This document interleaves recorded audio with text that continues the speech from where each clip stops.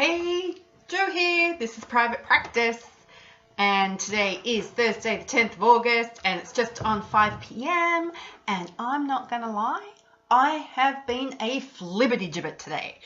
Seriously, I have been distraction personified. If there's a squirrel, I have chased it. I have chased squirrels all day, and that's okay. I'm human and I'm allowed to chase squirrels one day every so often. Not something I want to be doing all the freaking time. I found myself hilarious today. I have been laughing at myself. I've been on my own all day. So Sophie, practice manager of Awesomeness, is working from home today. My husband's he's travelled interstate, he's in Melbourne, and my son did his final exam for the trial HSC. Woohoo! So I've been home and working from home in my gorgeous home office, and I've done loads of laundry. I took them out and I brought them in because we hang our laundry outside in the sunshine. I have watered my garden. I have tidied things up and decided halfway through tidying things up that I really shouldn't be investing my time in tidying things up. I went for a great big long walk this morning. Oh, it was hard work. I haven't felt like I've done a workout like that in a really long time.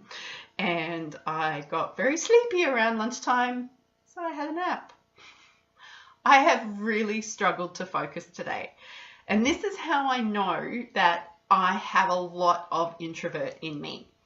Yesterday we ran and hosted a fantastic event for Purple Co. So I invited a group of professionals who work in the return to work and recovery space from all over Sydney to come and listen to the fabulous Di Westaway talk about grit and resilience. And the purpose of this session was to put something into us, because we're all so good at wanting to go and get new information or more information, and how can we apply it to the clients that we're working with. But if we don't focus some resilience and grit building in us, then we're not going to be able to keep going. And you know what? We've all got stuff in our backgrounds. None of us are new, freshly minted people. We've all had stuff that we've had to recover from or build resilience around or get some grit into us about. Sometimes just turning up to work requires us to dig deep and find the grit that helps us just get out the front door and get into the workplace. So that was a fantastic event yesterday. And despite the fact that it took 3 hours out of my day, being on and engaging with a room full of people and imparting to a room full of people and connecting a room full of people and being upfront, it takes so much of my energy. I am fabulous at it in the moment. I love it in the moment. I love being able to bring people together and watch them share common stories and be inspired and encouraged by each other. And I love pulling the potential out of people to say, you know what, you've got it in you to be able to do this. But I then need my space. So being on my own today has been the best way for me to replenish. And I just had to take the pressure off myself today and go, today is not the day to try and write reports. I wrote a blog post for Purple Co today, and it was great. It is a really good blog post, and I'm actually really proud of it as a blog post. But I didn't have anything else in me.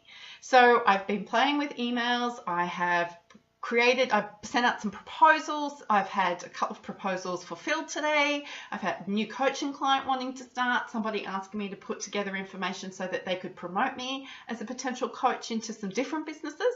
That's a bit exciting. Felt a bit scared about that. I had to press send really quickly because everything in me wanted to go, why would they want me? But I pressed send and we'll see what happens. Awesome, super exciting news is I met with the Australian College of Applied Psychology yesterday, and they want me to run the Mindset Masterclass at their venue next year, in May of next year. A university has asked me to run my Mindset Masterclass at their venue next year. How exciting! So for all of you people who went, Jo, going to San Francisco really isn't something I can do when I live in Australia, and I get it.